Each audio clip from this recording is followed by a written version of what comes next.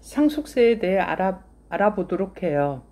상속세는 사망한 사람에게서 물려받은 재산에 대하여 상속인에게 과세하는 조세를 말해요. 우선 상속 용어에 대해 알아보도록 해요. 피상속인은 사망한 사람 또는 실종 선고를 받은 사람이에요. 상속인은 재산을 상속받은 사람이고요. 상속 개시일은 사망한 날 또는 실종 선고일을 말해요. 상속은 피상속인이 살아있을 때 따로 유언을 남긴 경우 유언에 따르지만 별도의 유언이 없는 경우에는 직계 비속과 배우자가 1순위가 되고 직계 존속과 배우자가 2순위, 형제 자매가 3순위, 사촌인의 반계 혈족이 4순위가 되어요. 참고로 태아도 이미 출생한 것으로 판단을 해서 상속 순위를 정해요. 여기에서 직계 비속은 피상속인의 직계로 내려간 혈족을 의미해요. 자녀, 손자녀, 증손자녀 등이 이에 해당해요. 직계 존속은 피상속인의 직계로 올라간 혈족을 의미하죠. 부모, 조부모, 증조부모 등이 이에 해당해요. 상속세의 신고와 납부 방법에 대해서 알아보도록 해요. 상속인은 상속 개시일이 속한 달의 말일부터 6개월 이내 사망자의 주소지 관할 세무서에 상속세 신고를 하고 자진 납부를 해야 해요. 예를 들어 8월 17일에 사망하였다면 2월 말까지 상속세를 신고하고 자진 납부를 해야 하는 거예요. 신고기간까지 신고서를 제출하면 납부할 세액의 3% 세액 공제를 받을 수 있어요.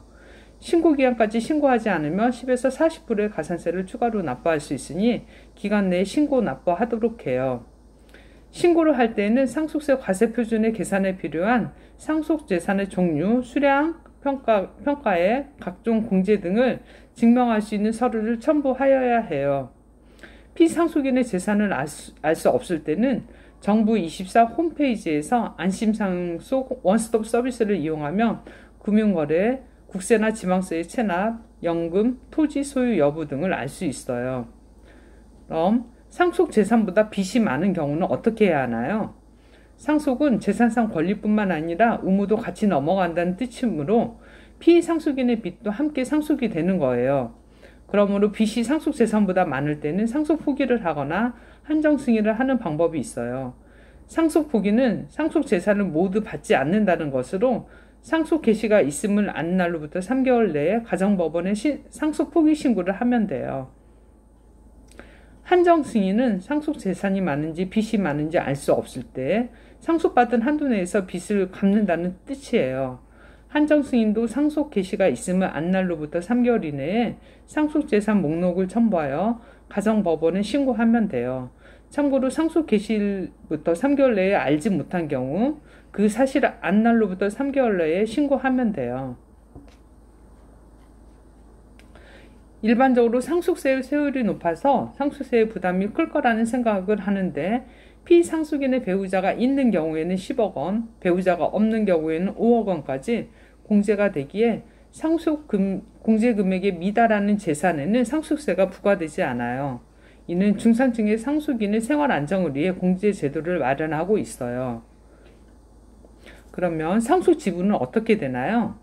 약 30년 전에는 관습적으로 장남이 부모님을 모시고 살고 돌아가신 후에는 제사를 지내는 등 다른 자녀들보다 책임과 의무가 많았기 때문에 더 많은 상속 지분이 법적으로 보장이 되었어요. 그러나 1991년 1월 1일 이후에는 아들, 딸 차별 없이 동일한 상속 지분을 받을 수 있게 되었어요.